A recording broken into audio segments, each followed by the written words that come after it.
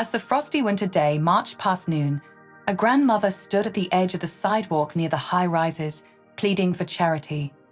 Her countenance bore the marks of a life of hardship, etched into her face with deep wrinkles, giving her the appearance of a frozen apple left to wither under an apple tree during the long winter. Her once bright blue eyes had faded and now showed no hint of sadness or supplication, only a barely concealed apathy, even a sense of impending doom. Despite the chill, the old woman's jacket was tattered and offered little warmth. Beneath it, a clean, cornflower-colored summer dress could be seen peeking out. On my feet, I wore overused and stretched-out burqas. Meanwhile, she wore a thin kerchief to cover her head.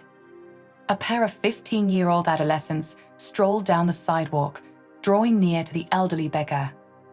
Their conversation was boisterous and peppered with profanity, and they took turns smoking and drinking beer from a shared bottle. As they neared the beggar, one of them callously flicked a cigarette butt into her palm before darting away, cackling with amusement. His companion quickly followed suit and ran after him. Upon being burned by the cigarette butt, the grandmother let out a pained groan and collapsed to the ground. She was frozen in shock and intense internal agony, unable to cry out or plead for aid. Her tear ducts flowed freely as tears streamed down her gaunt cheeks without a sound. While on his way home from school, a third-grade student witnessed the harrowing scene. Without hesitation, he raced over to the old woman and aided her in standing up. "Grandma, please stand up. The snow is cold, and you might get sick," the young boy urged with concern. As if awakening from a daze, the beggar inquired. "Who are you?" she asked the young boy. "My name is Nazarchik, but everyone calls me Nazarchik. I live over there on the second floor," the boy replied, pointing to a nearby building. "Are you hurting a lot? Please don't cry," he asked, gazing into the tear-filled eyes of the beggar. He took out a handkerchief and began wiping the woman's face, murmuring, "Don't worry, Grandma. You shouldn't be upset." After a moment of silence, the boy furrowed his brow and appeared deep in thought. Within seconds, he spoke up. "Please wait here for me. I'll be quick. Can you watch my backpack?"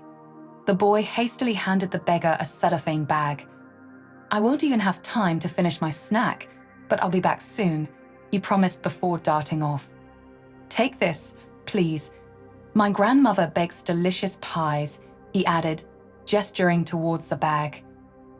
The elderly woman accepted the bag with trembling hands and attempted to thank the boy, but he had already disappeared from sight.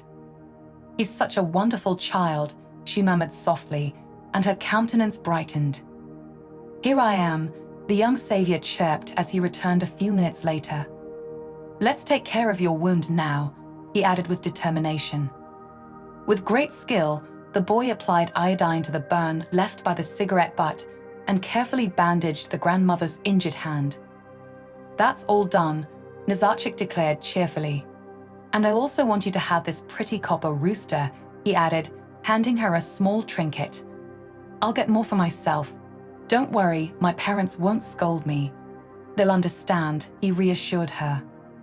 Initially, the elderly woman wanted to decline the gift, but she was unable to do so. The boy's dark brown eyes gazed upon her with a plea of warmth and sincerity, so childlike in their directness that she couldn't bring herself to refuse him. "Thank you, little sparrow," the grandmother expressed gratefully. "Your parents are blessed to have such a kind-hearted son," she added with a smile. The grandmother's voice trembled with emotion.